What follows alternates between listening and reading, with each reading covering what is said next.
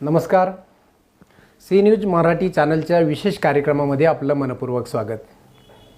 खरं तर आज आपण एक वेगळा विषय घेऊन तुमच्यासमोर आलेलो आहोत. संगमनेर शहरामध्ये गेल्या 7 ते 8 वर्षामध्ये विविध नवीन अकॅडमी, करिअर अकॅडमी सुरू झाल्यात, ज्या मुलांना पोलीस भरती, सैन्य भरतीचं प्रशिक्षण देतात. मात्र या अकॅडमी सुरू करत असताना अनेक जणांनी फक्त सुरू करायची म्हणून सुरू केलेली आहे. काहींकडे काही सुविधा देखील नाही आहेत आणि त्याचा परिणाम जे गेल्या 13-14 वर्षापासून या क्षेत्रात लोक काम करत आहेत त्यांच्यावर आता होऊ लागला आहे. आणि त्याच्यामुळं त्यांचं म्हणणं नेमके या संदर्भात काय आहे. गेल्या काही दिवसापूर्वी वृत्तपत्रात देखील या संदर्भात बातम्या आल्या की संगमनेर शहरातलं वातावरण या करिअर अकॅडमीमुळे खराब व्हायला लागले. मग नेमकी काय झाले किंवा काय करायला पाहिजे, तर ह्या सगळ्या प्रश्नांची उत्तर आज आपण जाणून घेणार आहोत. सूर्या करिअर अकॅडमीचे संचालक, संस्थापक, अध्यक्ष अण्णासाहेब साहेब, नमस्कार. नमस्ते. प्रथमतः सी न्यूज मराठी चॅनलच्या स्टुडिओमध्ये आपलं मनपूर्वक स्वागत. मला आपल्याकडून हे जाणून घ्यायचं आहे की गेल्या काही दिवसापूर्वी तुम्हीही वाचले असेल वृत्तपत्रामध्ये की करिअर अकॅडमीच्या विद्यार्थ्यांमुळे संगमनेर शहरातील वातावरण खराब होऊ लागले. तर हे नेमकी कशामुळे झाले आणि याच्याबद्दल तुमची प्रतिक्रिया आणि भावना काय आहे? आत्ताच आपण जे बोललात ना की वृत्तपत्रांमध्ये वगैरे, हे खरं तर आता नाही, हे 3-4 वर्षापूर्वीच व्हायला हवं होतं. ओके. म्हणजे जेव्हा वातावरण एखाद्या शहराचं म्हणा किंवा एखाद्या कुठल्याही नगरचं म्हणा गडूळ व्हायला जर चालू होते ना, तर त्याच वेळेला ॲक्शन घ्यायला हवी. सद्यस्थिती अशी आहे की बरेचसे म्हणजे ज्यांना अकॅडमिक क्षेत्र म्हणा किंवा पोलीस भरती काय असते, आर्मी भरती काय असते, त्याच्यासाठी कुठल्या प्रकारचं विद्यार्थ्यांना ट्रेनिंग दिलं पाहिजे, त्यांना कुठल्या सुखसुविधा पुरवल्या पाहिजेत, ओके, किंवा किंवा त्यांना शिक्षण कसं दिलं पाहिजे, त्यांना मग थेरॉटिकल असेल किंवा फिजिकल असेल, त्यांना कशी ग्राउंड उपलब्ध करून दिले पाहिजे, त्यांचं जे मानसिकता कशी बदलली पाहिजे, त्यांना कसं मोटिवेट केलं पाहिजे, ह्याची कुठलीही आयडिया नाही. ओके. आणि कुठलीही आयडिया नसताना सुद्धा म्हणजे अशा चुकीच्या जाहिराती, मुलांना वेगवेगळी आश्वासने द्यायची, आमिष दाखवायची, पालक आले पालकांना आमिष दाखवायची. बरं, समजा आता असं एखादा जर पालक एखाद्या विद्यार्थ्याला घेऊन एखाद्या अकॅडमीत जर जातो आणि तो तिथला जो का चालक मालक असेल, तो जर त्या पालकांना सांगतोय ना की नाही आमच्याकडनं एवढे विद्यार्थी घडलेत, आम्ही असं करतो, आम्ही तसं करतो, तर त्या पालकांनी सुद्धा गांभीर्यानं त्याची चौकशी करणं गरजेचं आहे की हे खरोखर वास्तविक आहे का. हे तर नाहीच, पालक ते काही करत नाही. पालकांना आता सध्या म्हणजे महत्त्वाची गोष्ट अशी आहे की या क्षेत्राकडे वळतो कोण? सर्वसामान्य माणूस. हां, म्हणजे गोरगरीब शेतकऱ्याचे असतील, समजा मजुरी करणारे वगैरे शेतकऱ्यांची जाईल. हां, मग ह्याच्यामध्ये हे सगळ्यात जास्त बघतात काय, फी कुठं कमी असेल, बरोबर, कुठं फुकट भेटते का किंवा काय वगैरे, ह्याच्याकडे यांचा कल थोडासा वाढलेला दिसतो. पण ह्या लोकांना याची समज नसते का एखादा विद्यार्थी जर घडवायचा आहे तर प्रत्येक विद्यार्थ्यापाठीमागे काहीतरी खर्च असतो. बरोबर. हे अकॅडमीवाले खर्च करत नाहीत, प्रॉपर कोणाकडे ग्राउंड नाही. मग आता तुम्ही जे बोललात ना की वृत्तपत्रांमध्ये हे का आलं, कारण हे जे अकॅडमीवाले आहेत हे रस्त्यांवर विद्यार्थ्यांना पळवतात. ओके. डांबरी रस्त्यावर, सर्व्हिस रोडला. मग त्याच्यामुळे येणारे जाणाऱ्या समजा महिला स्कूटीवर चाललेल्या आहेत किंवा मोठ्याल्या गाड्या आहेत किंवा वयस्कर लोक आहेत, त्यांना त्याचा त्रास होतो. बरोबर. हे रस्त्याने पळत असतात, पळत येतात, पळत जातात. बरं, त्यांनाच त्रास होत नाही, त्याचा त्रास विद्यार्थ्यांना पण होतो. सीनपेन होणे किंवा त्यांचं भविष्यात त्यांना गुडघेदुखी किंवा असे वेगवेगळे आजार व्हायला चालू होतं. सुरुवातीला लगेच ते लक्षात येत नाही, पण ज्या वेळेला भरतीची प्रोसेस येते ना, तर तोच विद्यार्थी का जो 3-3, 4-4 वर्ष करतोय, 5 वर्ष करतोय आणि तरीसुद्धा त्याच्याने ग्राउंड निघत नाही, त्याची कारण ही आहेत. ओके. का त्यांना रस्त्यावर म्हणजे प्रॉपर प्रॉपर मार्गदर्शन आहे. आणि जनरली समजा तुम्हाला जर प्रॅक्टिस करायची तर तिथं मातीचं ग्राउंड हवं. त्या मातीच्या ग्राउंडवरही प्रॉपर प्रॅक्टिस करून घेणारी लोक हवीत, तसे ट्रेनर पाहिजेत. पण यांच्याकडे ह्या गोष्टी नाही आहेत. एवढंच नाही, त्या वृत्तपत्रांमध्ये मी हे पण वाचलं की कुठल्याही अकॅडमीवाल्यांकडं प्रॉपर त्यांचं स्वतःचं समजा हॉस्टेल आहे. मग ठीक आहे, तुमच्याकडं जर 11 वाजता मुलं येतात किंवा सकाळी 9 वाजता येतात लेक्चरपुरते आणि ग्राउंडपुरते, तुमच्याकडे जर मुलं मर्यादित राहतात तेवढ्या वेळापुरती, तर इतर वेळेला ती मुलं काय करतात? बाहेर गावावरनं समजा माझ्या भरोश्यावर जर एखादा विद्यार्थी एखादा पालक माझ्याकडे आणून टाकतो, तर तो विद्यार्थी अकॅडमी संपल्यानंतर तो समजा आता आपल्याकडे जसे हॉस्टेल आहेत, मुलींचं हॉस्टेल आहे, मुलांचं हॉस्टेल आहे, संध्याकाळी 7 वाजले 6 वाजले की ते आपले गेट बंद असतात. सकाळपर्यंत कुठलाही पालकालाही आतमध्ये एंट्री नाही आणि विद्यार्थ्याला बाहेर एंट्री नसते. लायब्ररी वगैरे सगळं आतमध्येच आहे, हॉस्टेलमध्येच आहे. पण ह्या इतर बाकीच्यांचं तसं नाही. बाकीच्यांकडं बरेचसे विद्यार्थी रूमवर राहतात. मग रूमवर राहिल्यावर बऱ्याच अशा पण घटना घडलेल्या आहेत की डायरेक्ट नाही का कुठली तरी मुलगी असेल, कुठला तरी मुलगा असेल, ते एकत्र एका रूमवर राहताना आढळलेली आहेत. ओके. मग असे राहून ते प्रॅक्टिस करणार. ते पहाटे कुठेतरी एखाद्या ठिकाणी ग्राउंडवर किंवा रस्त्याने कुठेतरी काहीतरी चाळे करत फिरणार. त्याचा हे समजा वृद्ध लोक आहेत किंवा नाही का सर्वसामान्य जनतेला त्याचा ते त्रास होतो त्याचा.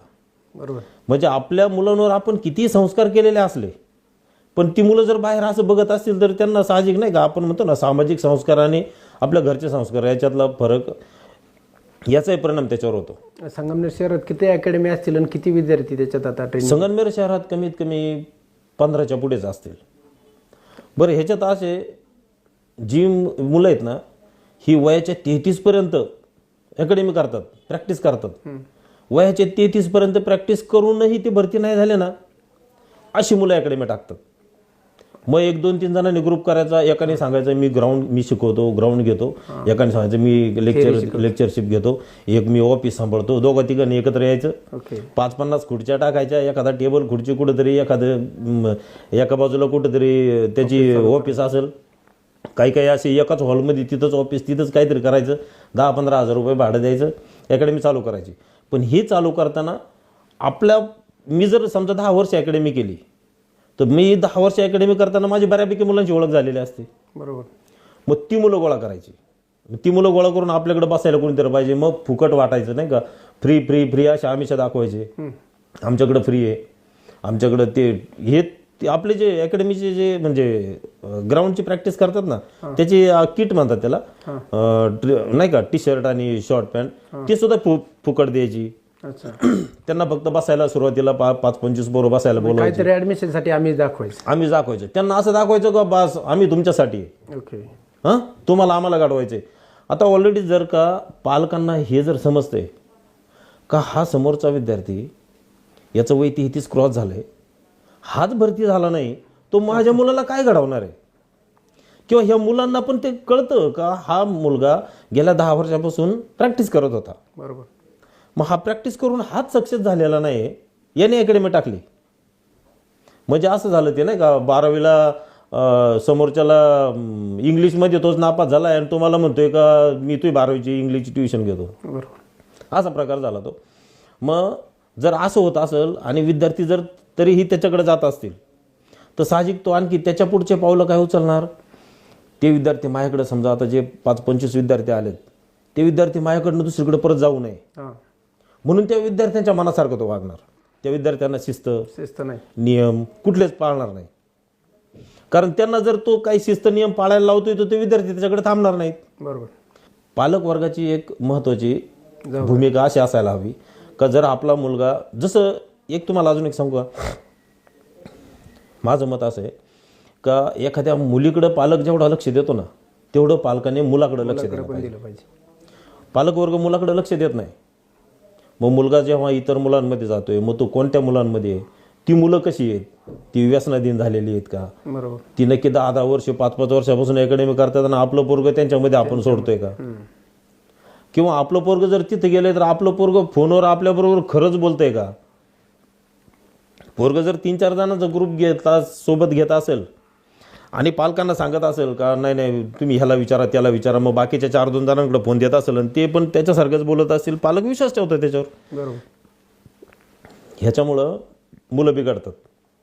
आणि सध्याची परिस्थिती का बरीचशी मुलं ही बाहेर गावावरून संगमनेरमध्ये आले. संगमनेरचं वातावरण ऑलरेडी पहिलं असं नव्हतं, पण बाहेर गावावरून संगमनेरमध्ये विद्यार्थी येतात. इथं आल्यानंतर पिण्याची खाण्याची त्यांना सवय लागते आणि बाईगिरी करतात. आलेले पोलीस भरती होण्यासाठी. मग व्यायामाने आणि त्यांनी थोडं शरीर सुदृढ बनतं, ताकद येते. त्या ताकदीचा गैरवापर कुठं करतात, बाईगिरी करण्यामध्ये. हां असे हा एक वेगळा प्रकार झाला. दुसरं, बऱ्याच केसेस अशा पोलीस स्टेशनपर्यंत पण गेलेल्या आहेत. बऱ्याच केसेस अशा नाही का, ज्या गल्लोगल्ली काहीतरी भांडणं मारामाऱ्या काहीतरी असे उद्योग, हे पळून जाणे किंवा काहीतरी वेगळे लपडे करणे, ह्याच्याकडे कल का वाढला? साहजिक, हे 18 ते 24चे मुलंही त्याच वयाचे असतात, मुलीही त्याच वयाच्या असतात. पण त्यांच्याकडं त्यांना सांभाळणारा एखाद्या अकॅडमीचा चालक मालक आहे, त्यांनी जर अकॅडमी संपल्यानंतरही दुसऱ्या दिवशी परत आपल्याकडे येईपर्यंत त्या मुलाची जर काळजी घेत असेल, थोडक्यात मुलगा जर व्यसनाधीन झाला नाही आणि अशा चुकीच्या मार्गाला जर गेला नाही, तर तो मुलगा 100% सक्सेस होतो. ओके. आता तुम्हाला एक सांगतो, हे जे आहे ना पोलीस भरती, आर्मी किंवा हे ज्या क वर्गाच्या स्पर्धा परीक्षा, यांना इयत्ता 4थी ते 12वी, शक्यतो 10वीपर्यंतचा सिलेबस असतो. हा सिलेबस जर पूर्ण करायला एखाद्या विद्यार्थी जर त्याच्या वयाच्या 18व्या वर्षी येतो, इयत्ता 4थी ते 10वी, ह्यात एवढा सिलेबस आहे, एकदम अतिशय सोपा. तो जर विद्यार्थी त्याच्या वयाच्या 18व्या वर्षी येऊन त्याचं वय 33 होईपर्यंत तो एक साधी 100 मार्काची क्वेश्चन पेपर पास होऊ शकत नाही, म्हटल्यावर त्याला गाईड करणारा कसा असेल? बरं, समजा आता माझ्याकडे एखादा मुलगा आहे, तो जर टॉपर येतोय, तो असा समजा 80-90 त्याला लेखीला मार्क्स पडतात, 45-47 ग्राउंडला मार्क पडतात किंवा 50पैकी 50 पडतात. तर अशा विद्यार्थ्यांना ही लोक काय करतात, वेगवेगळे आमिष दाखवतात का तुम्ही एवढे टॉपला आहे, तुम्ही आता भरती होणार आहेत किंवा काय बोलत असतील ते मला पण आयडिया नाही काय बोलतात नक्की. पण हे विद्यार्थी आपली अकॅडमी सोडून ते त्यांच्याकडे जातात. मग आपल्याकडनं जर त्यांच्याकडे जातात आणि एवढे टॉपचे असून सुद्धा त्यांच्याकडे जाऊन ते फेल होतात ना. बरोबर. म्हणजे आपल्याला कसं कळकळ कशी लागते का, आपण एखादं समजा पीक जर वाढवलंय, ते पीक पार नाही का याला आणलं, पार कापणीला आलंय आणि काहीतरी वेगळं काहीतरी वातावरण तयार झालं आणि ते पीक नष्ट झालं. बरोबर. हां, ही परिस्थिती आमच्यावर पण येते. मग याच्यासाठी काही आचारसंहिता किंवा काही नियमावली किंवा रजिस्ट्रेशन नाही का? सगळ्या गोष्टी आहेत, पण मग प्रशासनाने पण याच्यामध्ये दखल घ्यायला हवी ना. आपण समजा कोण तुम्हाला नगरपालिका म्हणायचंय का? हा, नगरपालिका असू द्या किंवा ज्या वेगवेगळ्या संघटना संगमनेरमध्ये कार्यरत आहेत, बरोबर, किंवा समजा आता पोलीस प्रशासन आहे, यांना समजतं की गुन्हेगारी कुठून वाढते, नक्की संगमनेरमध्ये वातावरण असं का तयार होते. हे असे वेगवेगळे चेन स्नॅकिंग म्हणा किंवा हे संगमनेरमध्ये आता नाही का वेगवेगळ्या टोळ्या व्हायला लागल्या. हां, या ज्या टोळ्या वगैरे व्हायला लागल्यात उघड्यावर. आता आपलंच ग्राउंड आहे इथं मालदार रोडला, मी ग्राउंड घेत असतो तिथे. संध्याकाळ झाली 6-6:30 वाजले का तिथून पुढे रात्री 11 वाजेपर्यंत 5-5, 7-7 टोळ्या पिण्यासाठी बसलेल्या असतात ओपनमध्ये. तिथंच भांडणं मारामाऱ्या, वेगवेगळ्या शिवीगाळ वगैरे. आजूबाजूला स्टँडर्ड एरिया आहे सर्वांनी सगळ्या कंप्लेंट करून झाल्या, पण त्याची सुद्धा दखल कुणी घेत नाही. तिथं सुद्धा अशीच परिस्थिती आहे. आम्ही रोज जाणार, आपली मुलं रोज त्यांचे ग्लास उचलणार, त्यांच्या त्या फोडलेल्या बाटल्या त्या काचा गोळा करणार. बरं, हे पिणारे काय करतात, जोपर्यंत ते व्यवस्थित आहे तोपर्यंत ठीक आहे, एकदा ते ओव्हरलोड झाले का त्या बाटल्या आहे तिथंच फोडून टाकणार ते. बरोबर. ते छोट्या काचा त्या उचलणार वगैरे, असं ते ग्राउंड साफसफाई करणार. आणि मग आमचं रोज गेल्याच्या नंतर आमचे 15 मिनिटं पहिले त्याच्यातच काम तेच लागतं. हो, वेगवेगळ्या प्रकारचे ते ब्रँड वगैरे नाही का, ते सोडा. एकदा आमचे मित्र आहेत, त्यांनी असंच मला फोन केला होता की आपल्या जांता राजा मैदान आहे ना, तिथं थोडंसं साफसफाई करायची, मग तुम्ही जरा आम्हाला थोडी मदत करता का, आपल्याला असं प्रोग्राम करायचा तिथं. तर आम्ही गेलो तिथं गेल्यावर अक्षरशः मी 80 ते 90 गोणी काचेच्या भरल्या, बाटल्यांच्या फुटलेल्या काचा 80-90 गोण्या काचेच्या भरल्या, एवढ्या काचा तिथं. आणि हे सगळे ओपन जाऊन तिथं बसणारे, मोकळं आणि सुरक्षित. हां, आणि ही सगळी कोण पोरं आहेत माहिती आहे का, ह्याच्यातली जवळजवळ 50 ते 60% पोरं ह्या क्षेत्रातली आहेत, अकॅडमीतली. हां, कोणाचे बड्डे, कोणाचे वेगवेगळं काय जे काय असेल ते वेगळं सांगायची गरज नाही. ही अशी परिस्थिती संगमनेरमध्ये. मग ह्याच्यावर लक्ष द्यायचं कोणी? बरं, जर एखादा नवीन मुलगा अकॅडमीत येतो आणि तो नवीन मुलगा आतापर्यंत नाही का आईवडिलांच्या ताब्यात असतो, आईवडिलांच्या ताब्यात झाल्यानंतर समजा अकॅडमीत आला, माझ्या ताब्यामध्ये आला, माझ्याकडे पण शिस्त एवढी कडक आहे का मी थोडीसुद्धा दाढी वाढू नये किंवा कटिंग जास्त केस वाढू नये याकडे लक्ष जास्त असतं. मग आणि शिस्तीतच असतो पोरगा. पण जेव्हा एखादी नाही का गाई एखादं जनावर सुटलं आणि ती हिरव्या चाऱ्याकडे गेलो इथे नुसतं पळतच राहतं इकडे तिकडं. ही पोरं ह्याच्यातून एकदा दुसऱ्या अकॅडमीत गेली का त्यांना जसं काय पूर्ण संगमनेर मोकळा झाल्यासारखं वाटतं. बरोबर, चौकटीतून बाहेर पडतात. हो, चौकटीतून बाहेर पडतात. पण ते चौकटीतून बाहेर पडू नये ह्याची काळजी पालकांनी सुद्धा घेणं गरजेचं आहे. पण पालकच जर मला सांगत असेल का नाही आता तुमच्याकडे नाही तो पोरगा आम्ही तिकडे टाकलाय किंवा तो आता पोरगा तुमच्याकडे येणार नाही, आता पोरगा अशा ठिकाणी जाणार आहे, हे त्या मुलांनी पालकांचा ब्रेन वॉश केलेला असतो. नाही, मग ह्या सगळ्या वातावरणाची एक तुम्ही गेल्या अनेक वर्षापासून अकॅडमी चालवताय किंवा तुमच्याकडे सगळी रजिस्ट्रेशन्स आहेत किंवा मुलांसाठी हॉस्टेल्स वगैरे आहे, याचा त्रास होत असेल ना तुम्हाला? हो, खूप. इथनं मुली हॉस्टेलला जाईपर्यंत, आता मध्यंतरीचा काळ असा होता, इथून हॉस्टेलला जाईपर्यंत मुलींचे मला फोन यायचे, सर रस्त्यामध्ये असा असं पोरगा तो असा असं बोलला, सर रस्त्यामध्ये अशाची मुलं इथे अशाच्या आमच्याकडे बघतायत. ह्या त्रासाला कंटाळून आहे ना मी आता सध्या असा निर्णय घेतला आता चालू वर्षीच की आपल्या कुरण रोडला म्हणजे एक सुकेवाडीच्या पुढेच आहे तिथं एक 6.5 एकरचं क्षेत्र घेतलं आणि तिथं कॅम्पस चालू करतोय. म्हणजे ह्या गोष्टींमधून मला बाहेर पडायचं आहे. माझ्याकडे येणाऱ्या विद्यार्थ्यांना जो त्रास होतोय ना तो त्रास पूर्णपणे संपला पाहिजे. मग तिथं सगळे आता इथं कसं की संगमनेरचं असं म्हणजे असं केंद्रीकरण एकत्र नाही का, बस स्टँडच्या आजूबाजूला संगमनेर थोडंसं हे झालं, नंतर बाहेर आता डेव्हलपमेंट चालू आहे बऱ्यापैकी. पण इथंच असल्यामुळं इथं एवढी जागा उपलब्ध नाही आहे. 4-4, 5-5 एकर ग्राउंड वगैरे असं जागा उपलब्ध नाही. म्हणून मग तिकडं जागा घेऊन आणि कॅम्पस उभा करायचं काम चालू आहे. काय स्वरूप आहे त्या कॅम्पसचं तिथं? त्याचं असं आहे, तिथं राहणं खाणं विद्यार्थ्याचं, त्याचे शिक्षण जे काय असेल सर्व गेटच्या आतमध्ये. गेटच्या आत किती क्षेत्र आहे तिथे? ते 6 एकर आहे. 6 एकर क्षेत्रामध्ये आता सुरू करताय तुम्ही? सुरू करतोय, म्हणजे चालू आहे प्रोसेसमध्ये. जूनमध्ये माझी पहिली बॅच तिथं स्टार्ट होईल. वा, छान. येत्या जूनमध्ये. खरं तर अभिनंदन आहे, तुम्ही आता ते सगळं एका वन रूप खाली आणताय तर ते चांगलंच आहे. मुलांच्या दृष्टीने आहे, मुलींच्या दृष्टीने चांगलंच आहे. काय दैनंदिनी असते सकाळपासून उठल्यापासून विद्यार्थ्यांची, सूर्या करिअर अकॅडमीच्या विद्यार्थ्यांची? हे बघा, सकाळी साधारण 5 वाजता विद्यार्थी उठतात. 5 वाजता उठल्यानंतर बऱ्यापैकी विद्यार्थ्यांना मी असं विद्यार्थ्यांना नाही का मोबाईलवर इकडे तिकडे असं कळतं का प्री वर्कआउट घ्यायला पाहिजे, अशा काचेच्या बाटल्यांमधले असे वेगवेगळे कंपन्या तयार करतात, हे लिक्विड घ्या, ते पावडर घ्या वगैरे वगैरे. हे आपल्याकडे तसं काही नाही आहे. आपल्याकडं साधं की 4-5 प्रकारची कडधान्य ती एकत्र करा, रात्रीची भिजत ठेवा, सकाळी उठल्यानंतर ती गुळासोबत खा. जे नॉनव्हेजवाले समजा नॉनव्हेज खातात त्यांना मी गावठी अंड्याचा प्रयोग करायला सांगतो की नाही, गावठी अंडं रोज 1-2 पेत जा सकाळी उठल्या. त्याच्यानंतर एक अर्धा 1 तास तुम्ही स्टडी करा. 7 वाजता अकॅडमीचे ग्राउंड चालू होतं, मी स्वतः असतो ग्राउंडवर. 7 वाजता चालू झालं की 9:30-10 वाजेपर्यंत ग्राउंड चालतं. सगळ्या प्रकारचं तुमच्या आर्मी भरती असो, स्टाफ सिलेक्शन असो, वन विभाग असो किंवा पोलीस भरती असो, वेगवेगळ्या सगळ्या प्रकारच्या भरत्यांचे सगळ्या प्रकारचं फिजिकल ट्रेनिंग तिथं दिलं जातं. ते झाल्यानंतर मध्ये 1-1.5 तासाचा ब्रेक असतो. त्यानंतर 12 वाजता लेक्चरशिप स्टार्ट होते, ती चालते संध्याकाळी 4 वाजेपर्यंत. मग 4 वाजताची लेक्चरशिप संपली की 5 वाजेपर्यंत 1 तास थोडासा रिलॅक्स पाहिजे मुलांना. मग 5 वाजता सगळे हॉस्टेलला पोचलेले असतात.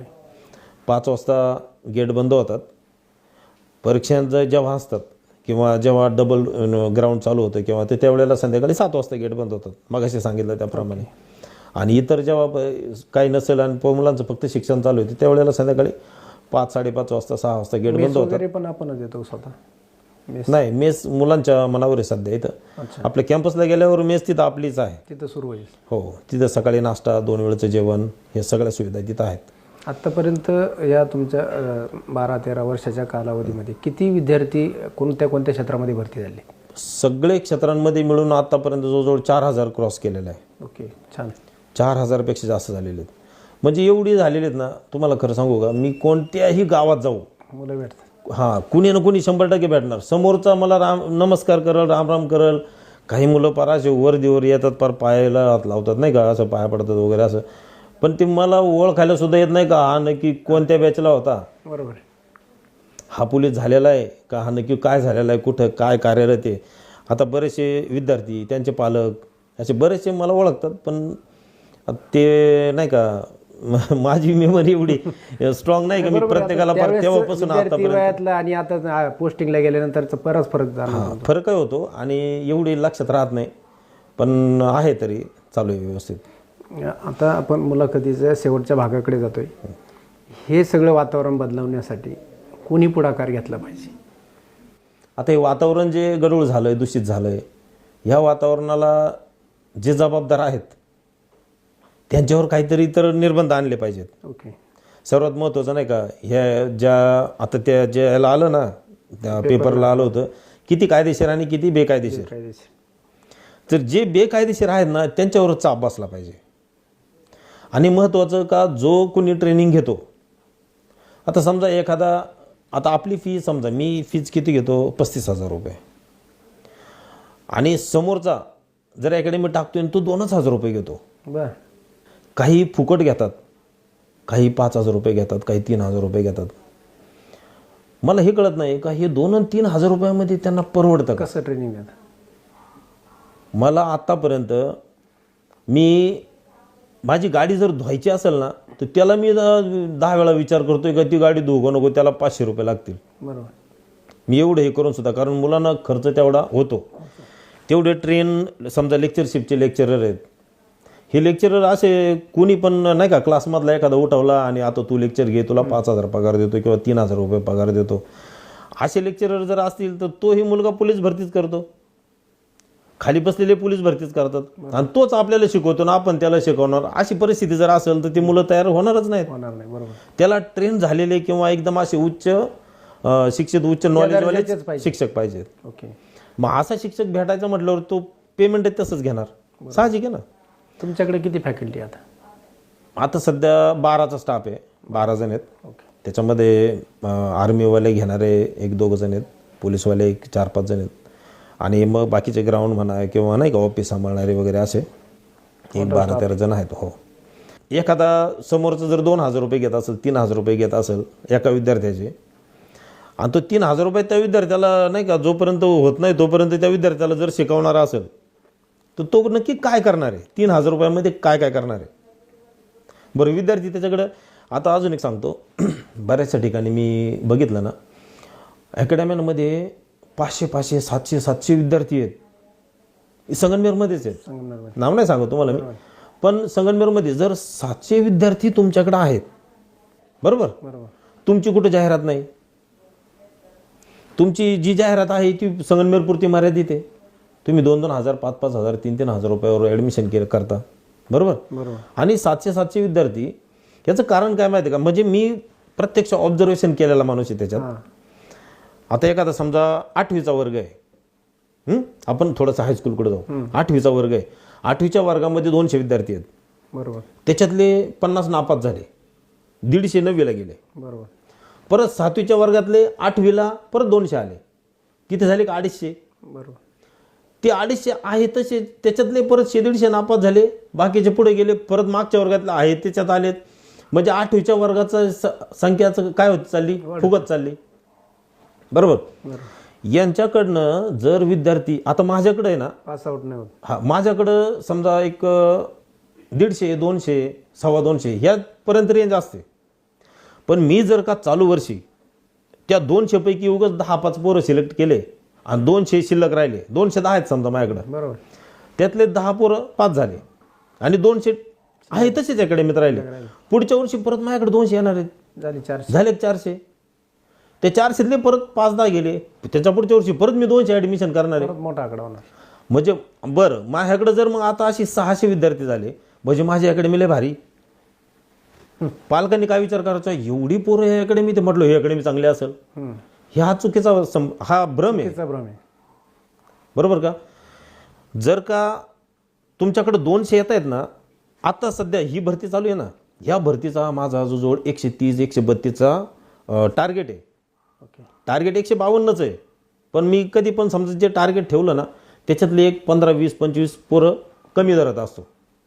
कारण सगळ्याच्या सगळे मी जरी टार्गेट धरलं तर कोणाचं नशिबात काय, कोणाचं नशिबात नाही का, एखादा पोरगा एखादा अर्धा पोरगा इकडे तिकडे होऊ शकतो.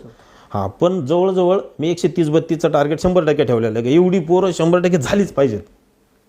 बरं, मुलांना फॉर्म कुठं टाकायचं आहे तू इथपासून सुरुवात आहे. हां, तर तो मुलाचं पार ग्राउंड होऊन लेखी पेपर तू कसा द्यायचा आहे, काय काय असं शेवटपर्यंत त्याला गायडन्स असतं, लास्टपर्यंत. तू तिथे गेल्यानंतर एखाद्या ठिकाणी जर गेला आहे तर तिथं तुला राहण्याची सोय काय आहे. जर पालकांसोबत गेला तर मग पालकांचे कोणीतरी एक नातेवाईक वगैरे म्हणा असं त्यांच्याबरोबर ते राहतात. पण वैयक्तिक जर गेले तर ते तिथं कुठं थांबतील काय वगैरे असं इथपर्यंत गायडन्स असतं. आता राहिला प्रश्न रिझल्टचा.